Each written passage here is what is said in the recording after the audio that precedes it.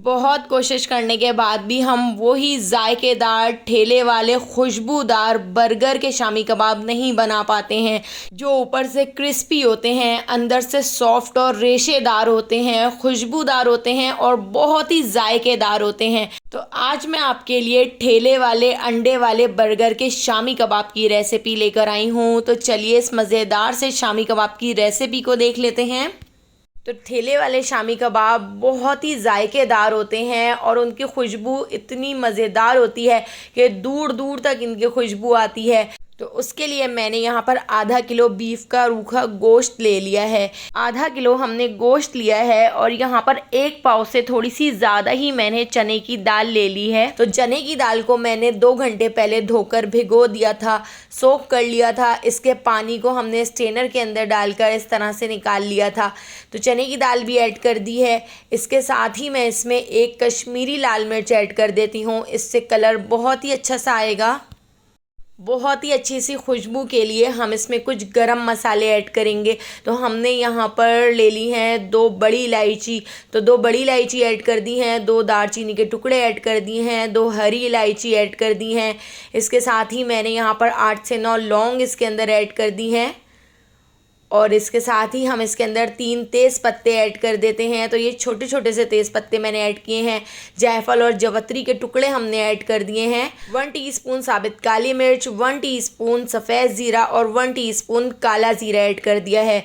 1 teaspoon भर के नमक ऐड कर दिया है।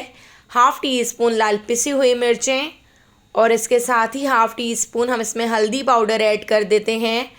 और यहाँ पर मैंने 7 से 8 साबित लाल मिर्चें भी इसमें ऐड कर दी हैं।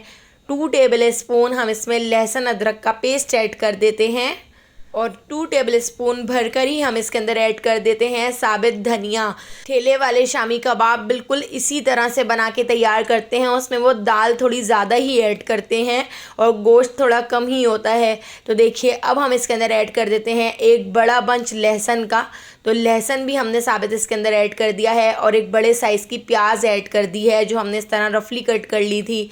इसके साथ ही 2 ग्लास भर के हम इसमें पानी ऐड कर देते हैं। तो पानी आपने इतना ऐड करना है कि बस 2 इंच ऊपर रहे। इसको गैस के ऊपर पकने के लिए रख दिया था और पकने के बाद आप देख सकते हैं हमारी जो दाल है और गोश्त है बहुत अच्छी तरह से गल गया है, बहुत अच्छी तरह से सॉफ्ट हो गया है। दाल भी इसमें अच्छी तरह टेंडर हो गई है। इसके पानी को खुश्क करके हमने इसको ठंडा करने के लिए काउंटर पे रख दिया था। तो देखिए यहाँ पे कबाबों का मसाला तो बनकर तैयार हो गया है।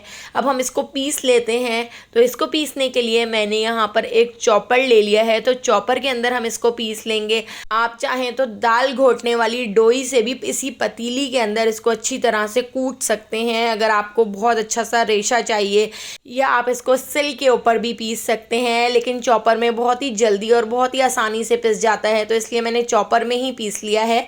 और इसको हम एक बड़े बर्तन में निकाल लेते हैं।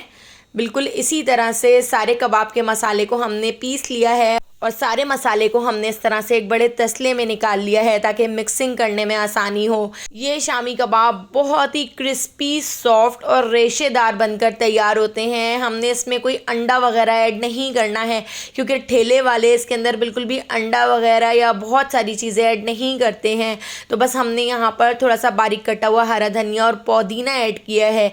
इसके अलावा हम इसके अंदर कुछ ऐड नहीं करेंगे, ना ही तो हम इसमें हरी मिर्चें ऐड करेंगे और ना ही हम इसमें प्याज ऐड करेंगे, ना अंडे ऐड करेंगे। क्योंकि हमने इन शामी कबाब को बनाकर फ्रीज करना है, तो हम प्याज वगैरह का इस्तेमाल नहीं करेंगे, वरना प्याज इसमें पानी छोड़ देगी। तो इस तरह से देखिए बस हरा धनिया और पुदीना ऐड करके मैंने इसको अच्छी तरह से मिक्स कर लिया है। आप चाहें तो आप इसमें एक अंडा ऐड कर सकते हैं, लेकिन मैंने अंडे वगैरह बिल्कुल ऐड नहीं किए हैं, क्योंकि ठेले वाले इसमें अंडा ऐड नहीं करते हैं।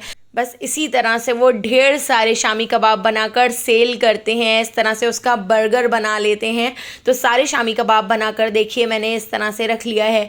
एक बार इस रेसिपी से शामी कबाब ज़रूर बना के देखिएगा, इतने पसंद आएंगे कि आप इनको बार बार बनाना पसंद करेंगे। तो कुछ शामी कबाब हम यहाँ पर फ्राई कर लेते हैं। डेली बच्चों को स्कूल के लंच के लिए बहुत ज़्यादा सोचना पड़ता है कि क्या दें, क्योंकि बच्चे बहुत तंग करते हैं और अपना लंच फिनिश करके नहीं आते खाते हैं, तो आप बच्चों को ये शामी कबाब भी लंच में दे सकते हैं, इनका सैंडविच बना के दे सकते हैं, इनका बर्गर बना के दे सकते हैं, जो बच्चे बहुत शौक से खाते हैं। तो देखिए इस तरह से हमने शामी कबाब को फ्राई कर लिया है। हमने इसमें अंडा वगैरह ऐड नहीं किया है, इसलिए इसका जो शेप है वो बहुत अच्छा नहीं आया है, लेकिन अगर आप अंडा ऐड करेंगे तो शेप भी अच्छा आएगा, लेकिन क्रिस्पी नहीं होंगे। तो देखिए यहाँ पे हमारे जो शामी कबाब हैं वो क्रिस्पी भी हैं, सॉफ्ट भी हैं और रेशेदार भी हैं, और साथ साथ खुशबूदार और बहुत ही जायकेदार शामी कबाब बन के तैयार हुए हैं। तो अगर आपको शामी कबाब की ये रेसिपी पसंद आई हो तो लाइक, शेयर और सब्सक्राइब करना बिल्कुल भी मत भूलिएगा, और बेल आइकॉन के नोटिफिकेशन को ज़रूर ऑन कीजिएगा। आने वाली वीडियो तक मुझे दीजिए इजाज़त। अल्लाह हाफ़िज़।